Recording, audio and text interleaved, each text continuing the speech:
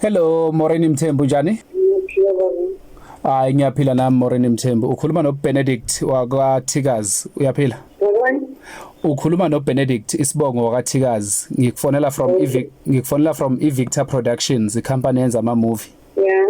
Yebo, uyazi kune movie lana ezophuma ku Netflix. So we are busy shooting this movie. Izophuma ngoApril ku Netflix and it's a big project that we are working on.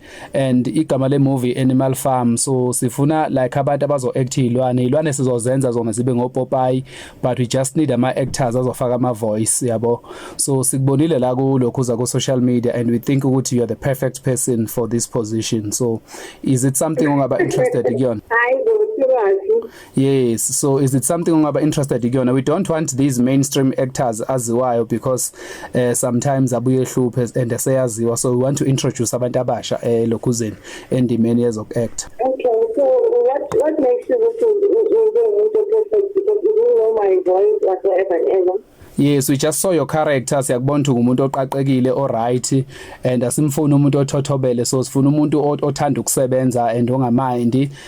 So sima ukuthi uyayifuna le offer singeza sizokulanda and nomuntu wakho mhlawumbe okurepresentayo as an agent, or you can come to our offices elokhuza neMidrand uzo recorder. Wena kumele ukwenze nje ukuthi ufake isound yaleso silwane leso esobe sisilokhuzana esizobe ozobe us-actor and then ke bezimva lokho siyakhuluma futhi, but here and there kumele wenze ama sound azilwane. Oh, okay. Either in like in days when weekends or during singabuka ischedule sakho because vele ilwane sizenza ngoPopeye, so ama recordings singawenza noma yini, but most of abantu esiba approachile banama day jobs vele, so sicabanga ukuthi singakwenza nasebusuku, singakwenza even on weekends, and ilokhuze accommodation nokudla ne transport konke siyakukhavara.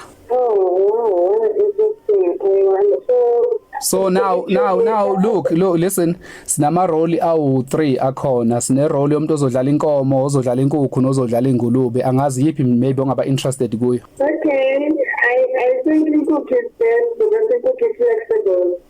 Oh, all right, so we just need a sound encane for 10 seconds to recorder, so we'll take it as an official audition.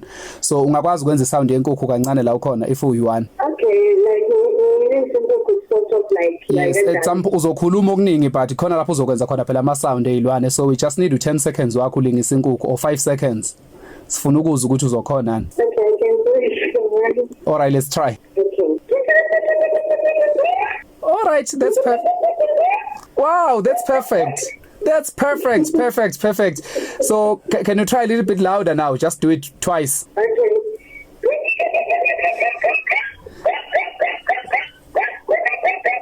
Wow. Yazi production manager it was so impressed. So okay, just in case azama inkomo ke manje kokugcina. Let's just try inkomo.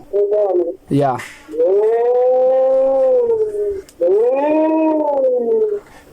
I don't know. Yeah. No, that was good.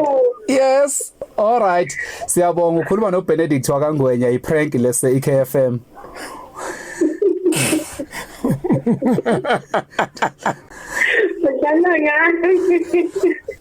Okay, try my